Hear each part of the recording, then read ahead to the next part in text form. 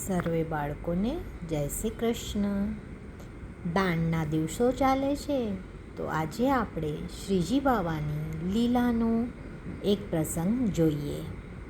જારી, બંટા, વાટકા, વાટકી ભક્તોને ત્યાં મૂકી આવી અને કિશોર સ્વરૂપ ધરાવનાર આ શ્રીનાથજી બાવાનો આ ક્રમ હજુ અટક્યો નથી.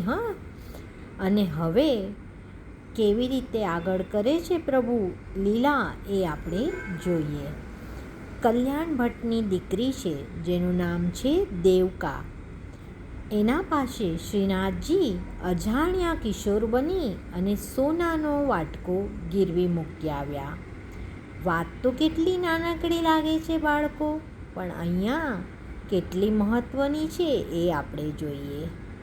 કલ્યાણ ભટ્ટની દીકરી દેવકા કલ્યાણ ભટ્ટ આપશ્રીના શરણે આવ્યા અને ગુસાઈજીની એમના પર વિશેષ કૃપા થતાં સપરિવાર ગોકુલમાં અને પછી આન્યોરમાં આવીને વસ્યા હતા. ત્યાં એમની દીકરી પણ સાથે રહેતી દેવકા. એકવાર શ્રી ગોવર્ધનનાથજીને નેગમાં એટલે નક્કી કરેલો પ્રમાણ હોય ભોગ ધરવાનું, એમાં 2 કાસડી એટલે કે લોટી 2 લોટી દૂધ ઓછું ધરવામાં આવ્યું. એ દિવસે સામગ્રીમાં દૂધ એટલું ઓછું હતું.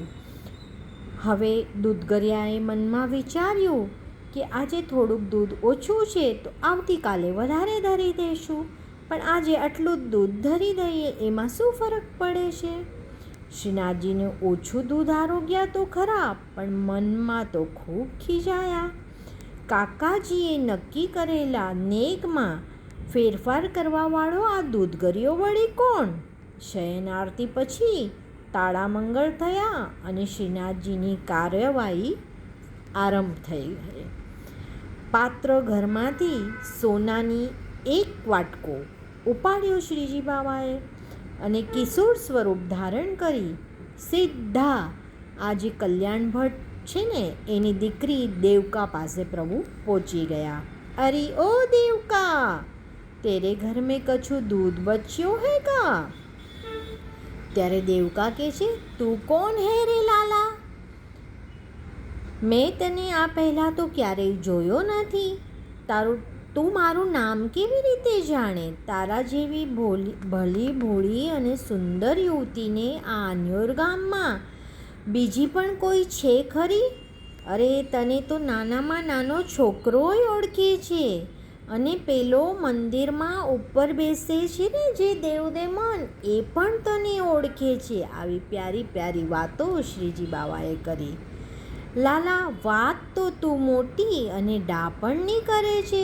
સાચું કહેજે, દેવદમન પણ મને ઓળખે છે?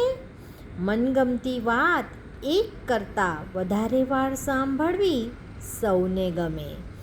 દેવકાને પોતાના કાન પર વિશ્વાસ ન બેઠો, એટલે એણે સામે અઘાત રૂપ રાશિને જોતા એની કાયામાં એક પ્રકારની લચક આવી ગઈ અને નજર જેને ન ઓળખી શકી અને હૈયું ઓળખવાનો પ્રયત્ન કરવા લાગ્યું, એના અંગે અંગમાંથી અનુરાગ છલકવા લાગ્યો. શ્રીજી બાવાને જોઈને તો ભલભલાને અનુરાગ છલકે કે નહીં, રોમ રોમ હર્ષ ઉલ્લાસથી થઈ ગયું અને કોઈક નોખું ગીત એના મનમાં ગાવા લાગ્યા. દેવકાને પોતાને ખબર ન પડી કે એને આ અંદરથી શું થઈ રહ્યું છે. અરે, હું તો દેવદમનનો ખાસ મિત્ર છું. આજકાલ તારા નામની બહુ ચર્ચા છે. દેવદમન નિત્ય તારા વિશે મને પૂછે છે. હું તારા ભરોભર વખાણ કરું છું. એ તને મળવા પણ આવશે આમ જ અચાનક એક દિવસ. હવે મને 2 કાસડી દૂધ પીવડાવી દે ને દેવકા. આમ કરી પ્રભુએ તો પોતાના મનની વાત કીધી. ચલ હટ શાણા, તારી લોભામણી વાતોમાં હું કાંઈ ફસાઉં નહીં. મારા ઘરમાં તો જેટલું દૂધ છે ને એ બધું દેવદમન માટે છે. નિત્ય મંદિરમાં જઈ અને હું દૂધ ઘરમાં દૂધ પધરાવી આવું છું. તું શું જાણે મારા મનની વાત? અત્યારે તો દેવકાના મનની વાત દેવકા પોતે જ નહોતી સમજી શકી રહી. હા, પણ એક ઠીક છે, હું શું જાણું તારા મનની વાત? હું તો એટલું જાણું કે દેવદમનના મનમાં આજકાલ આન્યોરની દેવકા છે અને દેવકા વસેલી છે અને એની સાથે ખેલવા માટે વિચારી રહ્યો છે. લાલા, તું મને ભરમાવી રહ્યો છે? ક્યાં એ ગ્વાલિનના હૈયાનો શણગાર અને ક્યાં હું? મારા તો એવા કયા ભાગ્ય! ફરીથી દેવકાના અંગમાં ઝણઝણાટી વ્યાપી ગઈ અને હૈયું એનું એક દિશામાં દોડી ગયું, મગજ બીજી દિશામાં. કારણ કે શ્રીજી બાવાએ કીધું કે તારી સાથે રમવા આવવા વિચારે છે. જો તું મને 2 લીટી દૂધ પીવડાવી દે ને તો તારા ભાગ્ય થઈ શકે છે. જરાય નહીં, હું તને દૂધ તો જરાય નહીં આપું, જરા પણ નહીં આપું, કોઈ કિંમતે નહીં આપું. દેવકાનું મગજ એના હૈયા સાથે દ્વંદ્વે ચડ્યું અને આપી દે ને મગજ કહેતું હતું અને મન કહેતું હતું ન આપતી. સાંભળ દેવકા, બજારમાં તો દૂધનો ભાવ શું હશે? 3.5 પૈસા. હું તને 4 પૈસા આપીશ. જા, હવે મોટો સાવકાર લાગે છે. હવે તને હું કઈ રીતે સમજાવું પગલી? 2 લોટી દૂધ દેવામાં તારું શું ઓછું થઈ જશે? મારા ઘરમાં તો દૂધ દેવદમન માટે છે, બીજા કોઈ માટે નથી. ચલ, તને હવે હું 4.5 પૈસાનો હિસાબ ગણજે. બસ, હું કોઈ અન્ય નથી. દેવદમનને તો તું વિનામૂલ્યે દૂધ આપે છે અને કોઈને ખબર પણ નથી પડતી. આ સમય જો એને દૂધ માગ્યું હોત તો? આમ કહી લાલો દેવકાને ભરમાવે છે તો મેં બધું દૂધ એને ચૂપચાપ આપી દીધું હોત અને આવતીકાલે એ વાત કોને કહી હોત? આવી વાત પ્રગટ કરવાની ન હોય. બુદ્ધુ, તું બહુ નાનો છો હજુ. આ વાત તારી સમજમાં નહીં આવે. ભલી ભોળી દેવકા અચાનક આવા સમજના અટપટ ભાવો એના મનમાં પ્રવેશી ગયા. એટલા માટે જ તો હું તને દામ આપી રહ્યો છું. હવે 4.5 પૈસામાં ના નહીં કહેતી દેવકા. જલ્દીથી મને 2 લોટી દૂધ પીવડાવી દે. તારી બધી મનોકામના દેવદમન પૂરી કરશે. તારા પિતા પર કાકાજી કૃપા કરશે તો તારા પર દેવદમન પણ અવશ્ય કૃપા કરશે. મારા પિતા પર કોણ કૃપા કરશે? હા, એ જ શ્રી ગુસાઈજી મહારાજ કૃપા કરશે તારા પિતા પર. તારા પર દેવદમન કરશે. હવે તો દૂધ પીવડાવી દે. દેવકા પ્યારી કહેતા ગોવર્ધને દેવકાનો હાથ પકડી લીધો અને અત્યંત મારકણી દ્રષ્ટિથી દેવકા સામે જોયું. મનગમતી વાત અને જાદુઈ સ્પર્શથી અને કાતિલ દ્રષ્ટિપાતથી દેવકાની બુદ્ધિ મહત કરી ગયા અને હૈયા પર શ્રીજી બાવાએ કબજો જમાવી લીધો.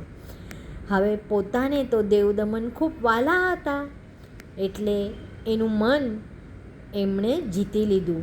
તું બહુ જિદ્દી છો. ચાલ આવ, પી લે દૂધ જેટલું જોઈતું હોય એટલું. ફક્ત 2 લોટી સાકર ભેળવીને, આવું બાબા કહે છે. હા બાબા, 2 લોટી સાકર ભેળવીને. એમ કરતી દેવકા રસોડામાં દૂધ લેવા જાય છે. શ્રીનાથજીએ સોનાનો કટોરો દેવકા સામે ધર્યો. દેવકાએ એમાં સાકર ભેળવેલું દૂધ રેડ્યું અને શ્રીજી બાવા દૂધ પીવા લાગ્યા. 2 લોટી દૂધ પીવાઈ રહેતા શ્રીનાથજી બાવાને પરમ સંતોષ અનુભવ્યો. 80 વર્ષ પછી ફરી આવું મીઠું દૂધ મેં પેટ ભરીને આજે પીધું. આવું બોલ્યા એટલે દેવકા ચમકી, શું બોલ્યા, શું બોલ્યા? એટલે શ્રીજી બાવાએ વાત વાળી લીધી, કાંઈ નહીં, બસ હવે નહીં, મારું પેટ ભરાઈ ગયું. દેવકા, કેટલા પૈસા થયા? એટલે દેવકા કે છે, કાંઈ નહીં પાગલ. દેવકા પૂરેપૂરી પ્રભુના વશમાં થઈ ગઈ હતી. પૈસા તો તારે લેવા જ પડશે. આ વાણિયાની દુકાન નથી લાલા, ગ્વાલિનનું પ્રેમાલય છે. શ્રીનાથજીનો વિચાર અને સાનિધ્ય માત્રથી ભળી ભોળી દેવકા પ્રેમની અટપટી વાતમાં ફસાઈ ગઈ અને રસના પર્વત પરથી રસની સરિતા વહેવા લાગી. ના દેવકા, પૈસા તો તારે લેવા જ પડશે. પૈસા પૈસા પૈસા સાવકારનો બેટો છે ને, લાવ કાઢ, કેટલા પૈસા છે તારી પાસે? એમ કરતી એ રસની સરિતા પાછો એક રોડો આવીને અટક્યો ને દેવકા છેડાઈ ગઈ. ધત તેરી, પૈસા તો હું ઘરે ભૂલી આવ્યો. ઠીક છે, આ સોનાનો કટોરો તારા પાસે ગીરવી મૂકી જાઉં છું. સવારે આવીને તારા પૈસા આપી જઈશ અને આ કટોરો છોડાવી લઈ જઈશ.